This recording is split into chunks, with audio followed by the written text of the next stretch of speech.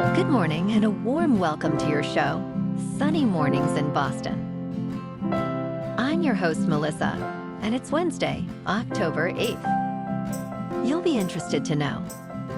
77 years ago, today in 1948, the world witnessed a remarkable first when a pioneering Swedish engineer, Arne Larsson, received the world's first internal pacemaker implant in Solna City, Sweden. A moment that heralded a new era in life-saving cardiac technology, inspiring generations of medical innovators. So now you know. And now, it's time for the weather report.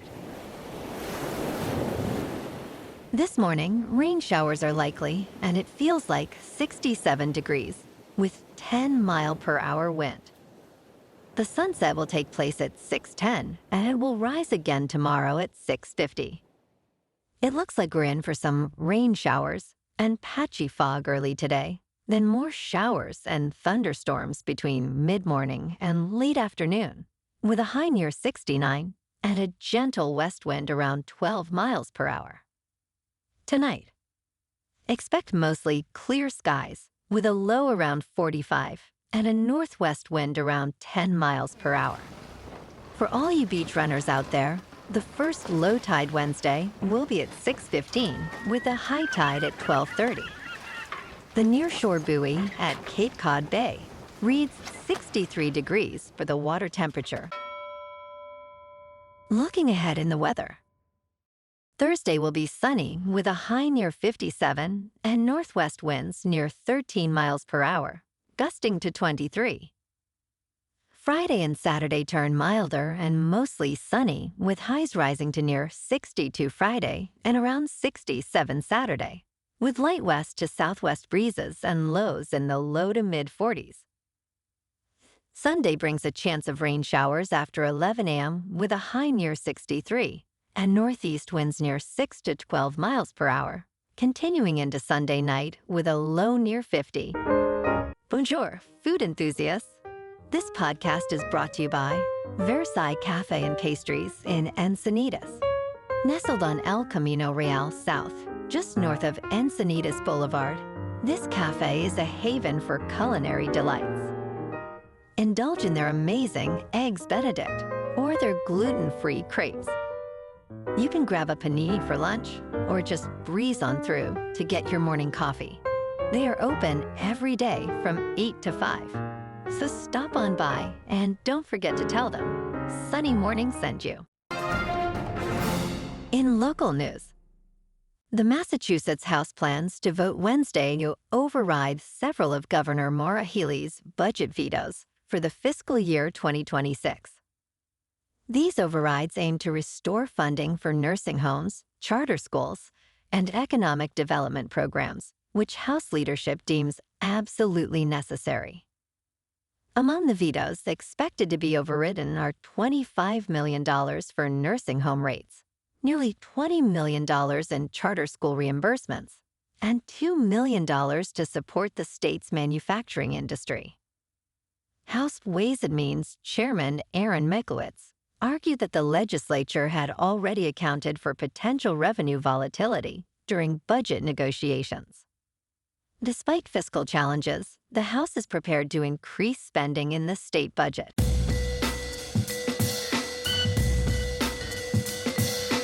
Now on to sports. The Cleveland Browns traded quarterback Joe Flacco and a sixth-round pick to the Cincinnati Bengals for a fifth-round selection on Tuesday. The Bengals, struggling with a 2-win and 3-loss record, have been reeling without quarterback Joe Burrow, who is out with turf toe. Meanwhile, the Browns, with a 1-win and 4-loss record, opted for youth over Flacco, who was recently benched. This trade improves the Browns' draft stock while giving the Bengals a veteran presence in Flacco, who is expected to help until Burrow returns in December. The trade could also pave the way for rookie Shadir Sanders to make his NFL debut.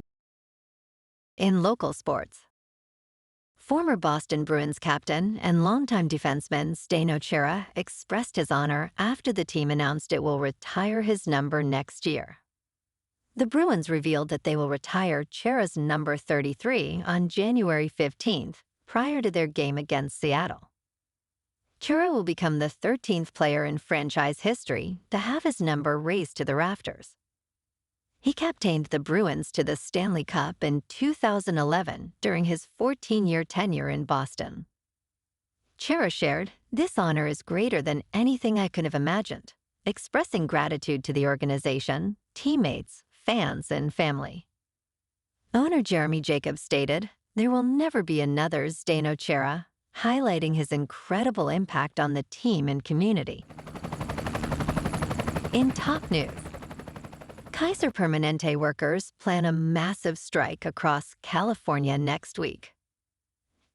Tens of thousands of nurses and health professionals in Northern California are preparing to strike on October 14th in what union leaders say will be the largest work stoppage in the company's history. The United Nurses Associations of California and Union of Healthcare Professionals issued a 10-day strike notice to Kaiser executives on Friday. The 5-day strike is expected to affect more than 24 hospitals and clinics across California and Hawaii.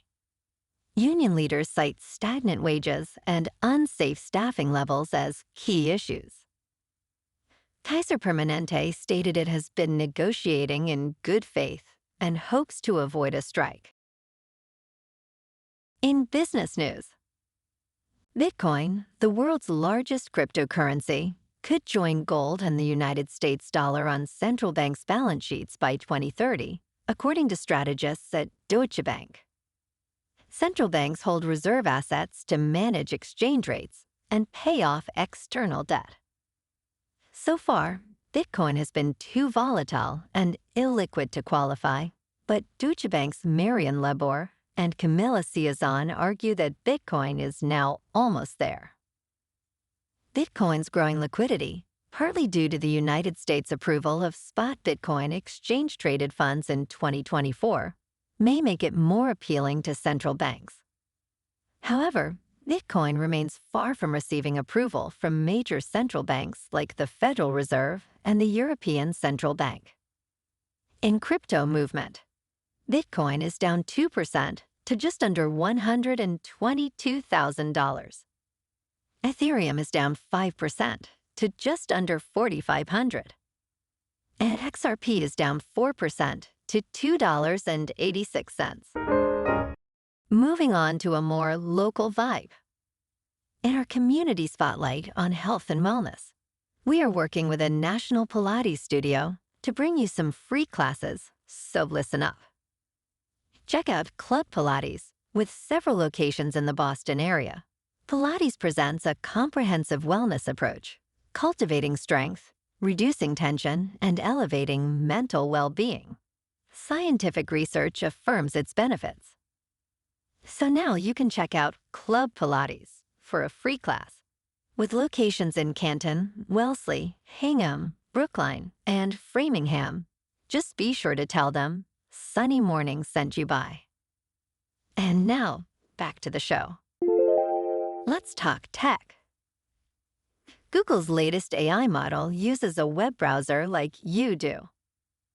The new Gemini 2.5 computer use model can click, scroll, and type in a browser window to access data that is not available via an application programming interface. Google is previewing this model designed to navigate and interact with the web, letting AI agents perform tasks within human-designed interfaces. It utilizes visual understanding and reasoning capabilities to analyze user requests and complete tasks. Gemini 2.5 is available to developers through Google AI Studio and Vertex AI, with a demo on BrowserBase. And in entertainment news, Kiss of the Spider Woman is a stunning musical until Jennifer Lopez starts singing. The film showcases a good story, despite generic songs from John Kander and Fred Ebb, which are weekly performed by Lopez. Breakout star Tonecha dances beautifully, yet Lopez's performance lacks passion. Directed by Bill Condon, The film dazzles with choreography and production design, promising a bright future for Tonagia.